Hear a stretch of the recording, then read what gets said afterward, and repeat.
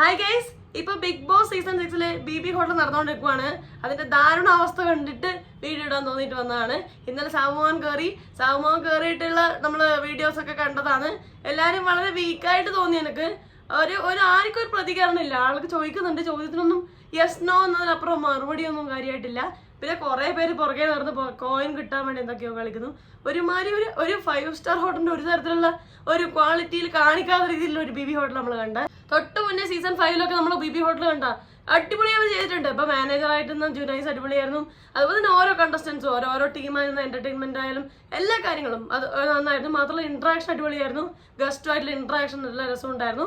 Guest പോയി സംസാരിക്കുന്നുണ്ടായിരുന്നു. അത് മാത്രമല്ല തിരിച്ച് റെസ്പോൺസ് ഉണ്ടായിരുന്നു. ഈ ഒരു സീസണിൽ കാണുന്ന പ്രത്യേകത വെച്ചാൽ എല്ലാവരും അവർക്ക് കോയിൻ വേണമെന്നതിലുപരി കോയിൻ വേണം, പുറകെ നടക്കും, ഇങ്ങനെ 20 ചോദിക്കുന്നതല്ലാതെ എന്തെങ്കിലും വിധത്തിൽ സംസാരിച്ചിട്ടോ അല്ലെങ്കിൽ എന്തെങ്കിലും പ്രത്യേക കഴിവ് കാണിച്ചു വെച്ചിട്ട് എല്ലാവർക്കും വേണ്ടത് എങ്ങനെയും കോയിൻ കിട്ടിയാലായി എന്ന രീതിയിലാണ് എല്ലാവരുടെ ആറ്റിറ്റ്യൂഡും.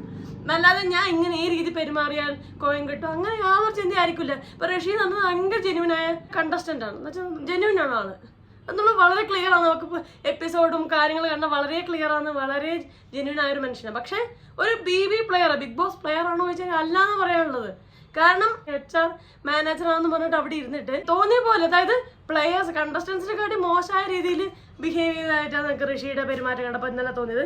പ്രത്യേകിച്ച് സാബുമോൻ ഇറങ്ങി കളിക്കാൻ തുടങ്ങി, പ്രാങ്ക് ഒക്കെ കൊടുത്തു തുടങ്ങി. നല്ല രസം ഉണ്ടായിരുന്നു. പ്രാങ്ക് വർക്കൗട്ടായ എങ്ങനെയാവുന്നൊക്കെ കാണാനൊരു ആകാംക്ഷ ഒരു പോയിന്റിൽ സാബുമോൻ നമുക്ക് ഇട്ട് തന്നിട്ടുണ്ടായിരുന്നു. പക്ഷെ സത്യം പറഞ്ഞാൽ ഈ പ്രാങ്ക് ചെയ്യാൻ ഏൽപ്പിച്ച ടീം അപ്സരയും ടീമും ആണല്ലോ. അപ്പൊ ഇവരാണ് ശരിക്കും പ്രാങ്കിൽ പെട്ടുപോയത്. ഇവരിങ്ങ് ഒച്ചയാക്കി ആ സിറ്റുവേഷൻ വഷളാക്കി ആകെ ഡ്രാഗ് ചെയ്ത് ബോറാക്കി. അതാണ് സത്യം സംഭവിച്ചത്. അതിന്റെ കൂടെ ഋഷിയും ക്യാപ്റ്റനും HR മാനേജറും കൂടെ ആയ ഋഷിയും കൂടെ ഏറ്റെടുത്തു. ഇവർ രണ്ടുപേരെ പ്രാങ്കായ. നോറക്കൊന്നും സംഭവിച്ചില്ല. നോറ അവിടെ നിന്ന് കുറച്ച് കഴിയുമ്പോൾ നോക്കി, എല്ലാവരും നോക്കുന്നുണ്ട്, ജാസ്മിനെ നോക്കുന്നുണ്ട്, എല്ലാവരും നോക്കുന്നുണ്ട്. എന്തോ ഒരു പണിയാന്ന് വെച്ച് നോറ ഉണ്ടാടുന്നു. ഇവരിങ്ങനെ പറഞ്ഞോണ്ടേ നിൽക്കുന്നുണ്ടായിരുന്നു. ഭയങ്കര വെറുപ്പിക്കല. എനിക്കൊന്ന് ഋഷി ഒരു ദേഷ്യം എന്നൊരു ഘട്ടം കഴിഞ്ഞ കണ്ടസ്റ്റന്റ് ആണെന്ന് പോലും മറന്നു പോകുന്നു തോന്നുന്നു. Captain pot, HR manager pot, just ഒരു കണ്ടസ്റ്റന്റ് ആണെന്ന് പോലും പുള്ളിക്കാരൻ മറന്നു പോകുന്നുണ്ട്. അത്രയും എനിക്കൊരു ഇമോഷണലി സ്റ്റേബിൾ അല്ല. ഒരു പോയിന്റ് കഴിഞ്ഞാൽ കേട്ടോ പുള്ളിക്കാരൻ ഒരു ദേഷ്യത്തിന് ഒരു പോയിന്റ് പിന്നെ പുള്ളിക്കാരൻ പിടിച്ചാൽ കിട്ടില്ല എന്നാണ് മനസ്സിലായത്. പക്ഷെ ഒരു ബിഗ് ബോസിന് വേണ്ട കുറച്ച് കാര്യങ്ങൾ, അല്ലെങ്കിൽ ഒരു ഗെയിമറിന് വേണ്ട കാര്യങ്ങൾ അദ്ദേഹത്തിന് കുറച്ച് കുറവായിട്ട് തന്നെയാണ് എനിക്ക് തോന്നുന്നത്. അത് പ്രത്യേകിച്ച് ഇന്നത്തെ എപ്പിസോഡ് നമുക്ക് വളരെ വ്യക്തമായിട്ട് വേണം. അപ്സരക്ക് കോഴ വേണം, ശരി, പക്ഷെ അതിനു വേണ്ടി ഇങ്ങനെ എന്തോ അലമ്പാക്കി കോളാക്കുകയാണ് സത്യം പറഞ്ഞാൽ ചെയ്തത്. അതുപോലെ തന്നെ ഇവര് ബിഗ് ബോസ് ഈ സാമൂഹൻ വരുന്നുണ്ട്, ഇവര് എന്റർടൈൻമെന്റ് ചെയ്യുന്ന കാണുന്നില്ല, ഇവരോട് സംസാരിക്കുന്ന കാണുന്നില്ല. അതാണ് മൊത്തം സൈലന്റ് ആണ്, വളരെ ബോറിംഗ് ആയിട്ട്. ഇന്നലെ ഞാൻ സാബുമോൻ കയറുന്ന പറഞ്ഞുകൊണ്ട് ലൈവ് കണ്ടു നോക്കിനി. കാരണം അത് രസം ഉണ്ടാവില്ല. നമുക്കൊരു പ്രതീക്ഷയുള്ള മനുഷ്യൻ തന്നെയാണ് സാബുമോൻ. അപ്പൊ കയറുമ്പോൾ നല്ലൊരു ഇതിൽ കണ്ടു നോക്കി. എന്തെങ്കിലും ട്രിഗർ ചെയ്യും, എന്തെങ്കിലും പ്രൊവോക്ക് ചെയ്യുന്നൊക്കെ തോന്നിയിട്ടാണ് കയറി നോക്കിയത്. പ്രൊവോക്ക് ചെയ്യാനുള്ള സംസാരിച്ചാൽ പോലും ഞാൻ ഉത്തരം പറയുന്നതായിട്ട് ആരും കാണുന്നില്ല. വളരെ സൈലന്റായി വളരെ മടുപ്പിക്കുന്ന ഒരു ലൈവ് തന്നെയായിരുന്നു. പ്രാങ്ക് വന്നപ്പോൾ ആ വെറുപ്പിക്കുന്ന നെക്സ്റ്റ് ലെവലായി. കാരണം ഈ പ്രാങ്ക് ചെയ്യാൻ ഏൽപ്പിച്ച ആളും ക്യാപ്റ്റനും HR മാനേജറും കൂടി അടിയായി ആകെ വഷളായി. ഒരു ഘട്ടത്തിൽ എനിക്ക് സാബുമോനിന് മനസ്സിലായി ഇവർക്കൊന്നും കൊടുത്തിട്ട് പ്രത്യേകിച്ച് കാര്യമൊന്നുമില്ല. ഇവരിങ്ങനെ അലമ്പാക്കാനല്ലാതെ ഇവർക്ക് ഇത് ഗെയിം നന്നായി വളരെ ഹാപ്പിലി എൻഗേജിങ് ആയി ചെയ്ത് ആൾക്കാരെ എന്റർടൈൻ ചെയ്യാനോ അല്ലെങ്കിൽ പ്രത്യേക ഒരു സൂത്രങ്ങളോ പല വഴികളോ പ്രയോഗിച്ച് ആ ടാസ്കിനും ഭംഗിയാക്കാനോ അല്ലെങ്കിൽ ഒരു ഇൻട്രസ്റ്റിംഗ് ആക്കാനോ പറ്റില്ല എന്നുള്ള ഒരു തോന്നല് സാബുമോന് വന്നു എന്നാണ് എനിക്ക് തോന്നുന്നത്. അതിനുശേഷം സാബുമോൻ അത്ര കാര്യമായിട്ടൊരു കാര്യം ഏൽപ്പിക്കുന്നത് കണ്ടിട്ടില്ല. പിന്നെ ജിൻഡോ ആയാലും ജാസ്മിൻ കുറച്ച് സൈഡ് ലൈനായി മാറി നിന്ന് ഗെയിം അവരവരുടെ ഡ്യൂട്ടി എന്നുള്ളത് ചെയ്യുന്നുണ്ട്. ചില സമയത്ത് ജിൻഡോ ഒക്കെ മറന്നു പോകുന്നുണ്ട് എന്താണ് തന്റെ ഡ്യൂട്ടി, കണ്ടസ്റ്റന്റ് ആയിട്ട് തന്നെ ജിൻഡോ ആയിട്ട് തന്നെ മാറുന്നൊക്കെ ഉണ്ട്. ജാസ്മിനൊക്കെ പുറകെ നിന്ന് ഇവരെ, അതായത് ഋഷിയും അപ്സരയായിട്ട് അടിയൊക്കെ ഉണ്ടാകുമ്പോൾ ഇവർ മാറി നിന്ന് വാച്ച് ചെയ്യുകയൊക്കെ ആയിരുന്നു ചെയ്തത്.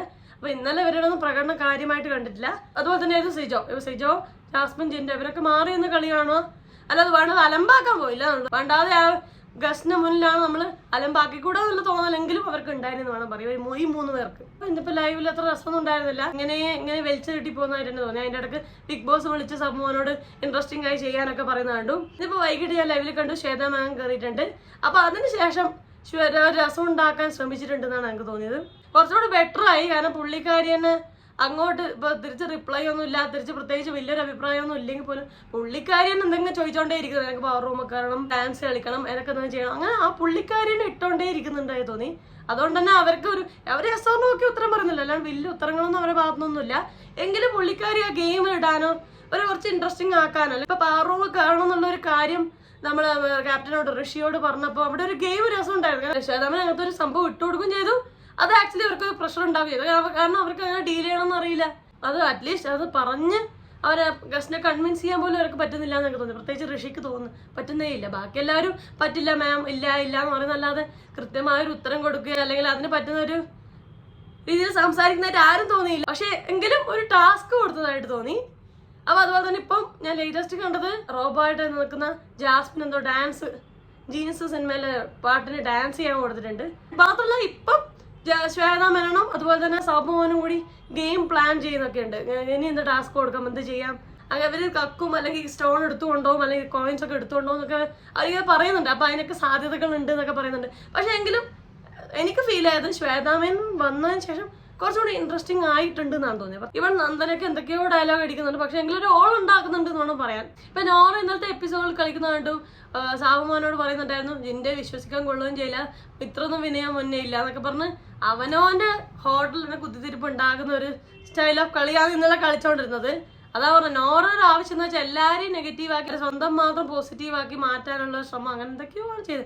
ചിലപ്പം ബിഗ് ബോസും അതുപോലെ തന്നെ ലാലേട്ടൻ വരുന്ന എപ്പിസോഡിൽ കിട്ടുന്ന സപ്പോർട്ട് കൊണ്ടാവും ഈ കോൺഫിഡൻസ്. പക്ഷേ ഈ കോൺഫിഡൻസ് കൊണ്ട് സത്യം പറഞ്ഞാൽ വെറുപ്പിക്കലാണ് എപ്പിസോഡുകളിലും ലൈവിലൊക്കെ തോന്നുന്നത്. അല്ലാതെ പുള്ളിക്കാരി ആലോചിച്ച് സംസാരിക്കുന്നതോ സിറ്റുവേഷൻ നോക്കി സംസാരിക്കുന്നതായിട്ട് തോന്നുന്നില്ല. പുള്ളിക്കാർക്ക് ഒരു കോൺഫിഡൻസ് കിട്ടി. കാരണം ലാലേട്ടൻ വരുന്ന എപ്പിസോഡിലെല്ലാം നോറെ വിളിച്ചുകൊണ്ട് നിൽക്കുന്നുണ്ട്. അപ്പോൾ ഒരു കോൺഫിഡൻസ് ഉണ്ട്, ഒരു ധൈര്യം ഉണ്ട് എന്തും പറയാന്നുള്ള ആ ഒരു രീതിയിൽ കളിക്കുന്നതായിട്ടാണ് തോന്നുന്നത് നോറ.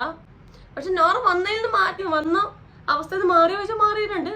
പക്ഷെ എങ്കിലും പുള്ളിക്കാർ ഇങ്ങനെ ഇമോഷണലായി സംസാരിക്കുവാണ്. തന്നെ ആരെങ്കിലും പറഞ്ഞിട്ടുണ്ടെങ്കിൽ അവരെ ടാർഗറ്റ് ചെയ്ത് അവരെ പുറത്താക്കുക അല്ലെങ്കിൽ അവരെ വെറുപ്പിക്കുക, അവരെ ഉപദ്രവിക്കുക, ആ ഒരു ആറ്റിറ്റ്യൂഡിലുള്ള പുള്ളിക്കാർ കളിക്കുന്നത്. അതുകൊണ്ട് തന്നെ രസമില്ല അത് കാണാൻ. അപ്സര ഈ പറഞ്ഞ പോലെ ഗെയിം കൃത്യമായി കൊടുത്താൽ ഈ ഗെയിം കളിക്കണം എന്നൊക്കെ പറഞ്ഞ് കൊടുത്താൽ അപ്സര നന്നായി കളിക്കുന്നൊക്കെ ഉണ്ട്. ക്യാപ്റ്റൻ ആയിട്ടൊക്കെ നന്നായിട്ട് വന്നിട്ടുണ്ട്. പക്ഷെ പുള്ളിക്കാർ ഇങ്ങനത്തെ ഒരു സിറ്റുവേഷൻ വരുമ്പോൾ ഹാൻഡിൽ ചെയ്യാൻ പറ്റുന്നതായിട്ട് എനിക്ക് തോന്നുന്നില്ല.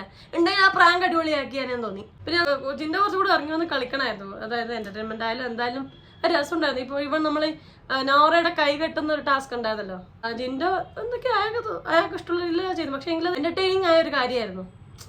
അപ്പം ജിന്റെ പുറത്തു വന്ന് കളിച്ച രസം ഉണ്ടാവുമെന്നാണ് എനിക്ക് തോന്നുന്നത്. അതുപോലെ തന്നെ ജാസ്മിൻ ആയാലും സിജോ ആയാലും പുറത്തു വന്ന് കളിച്ച കുറച്ചും കൂടെ ഇത് രസം ഉണ്ടാവും, ഇൻട്രസ്റ്റിംഗ് ആവുമെന്നാണ് എനിക്ക് തോന്നുന്നത്. ശ്വേതാ മേനോനും സാബുമോനും കൂടെ കൂടി ചേരുമ്പോൾ കുറച്ച് രസമായിട്ട് തോന്നുന്നുണ്ട്. ഒരു പ്ലാനിങ് ഒക്കെ ചെയ്യുന്നുണ്ട്, രസമുണ്ട്. അപ്പോൾ കണ്ടുപോക്കെ ഇവരെ കോയിൻസും അതുപോലെ തന്നെ ഇവരുടെ കയ്യിലെ വജ്രം ആരാന്ന് മോഷ്ടിക്കുന്നത്, ആർക്കാണ് ഇത് കിട്ടാമോ എന്നൊക്കെ കണ്ടുപോക്കാം. നിങ്ങൾക്ക് ഇതിനെക്കുറിച്ചുള്ള അഭിപ്രായം താഴെ കമന്റ് ചെയ്യണം. നിങ്ങളെ വലിയൊരു അഭിപ്രായത്തിനായിട്ട് എല്ലാവരും കാത്തുക്കുന്നുണ്ട്. Please comment.